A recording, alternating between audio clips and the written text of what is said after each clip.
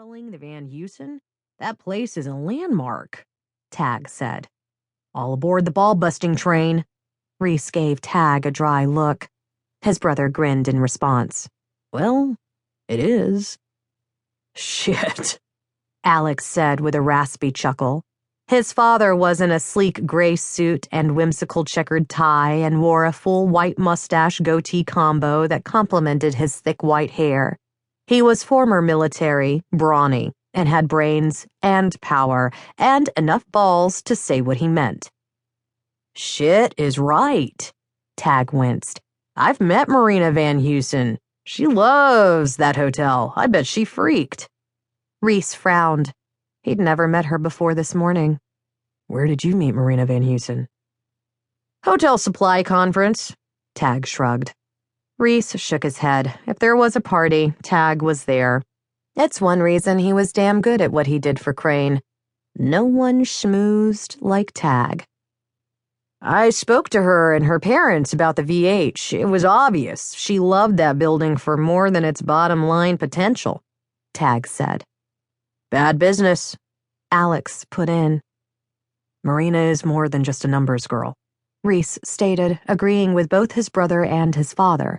Her passion for her hotel was a tick in the plus column for Reese, because he had something she wanted, that he'd bet she'd do anything to get back.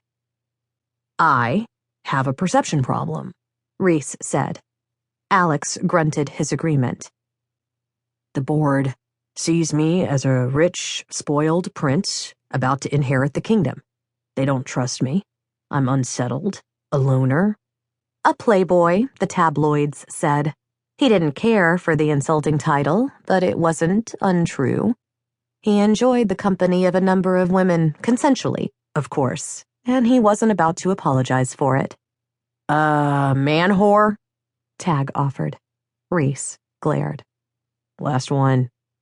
Tag held up a hand of surrender and smiled around his beard, a flash of straight white teeth, thanks to braces he'd bitched about for 2 years. Bed hopping, as Frank the douchebag had called it during the meeting. Whether Reese agreed or not, the perception was there, and wasn't going anywhere. As long as the shareholders remained puritanically dated and the board handed them their balls, female board member Lilith's included because Reese would bet aces to assholes, she had them. Reese was going to have a problem, which meant he had to change his nefarious ways. On the outside. I have to alter that perception, Reese said.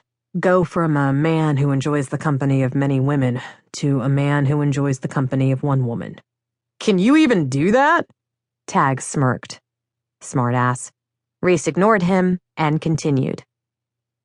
Once they see me settled, snuggled into a routine, they'll pay more attention to my achievements. The press will have to report on the woman who tamed me rather than the women I discard. That wasn't how he operated, but there was no convincing the outside world. The women he dated knew the score, enjoyed their time spent, and moved on. But reporters were vampires. They wanted blood, and amicability didn't make for interesting headlines. It was the run-in with Merina that started Reese's gears turning. She was fiery and passionate, but also elegant and intelligent. If he were involved with someone like her, the local rags would have no choice but to take notice. One relationship for show could fix all of his problems. It was almost too simple. He told his brother and father as much, finishing with, Marina is the whole package.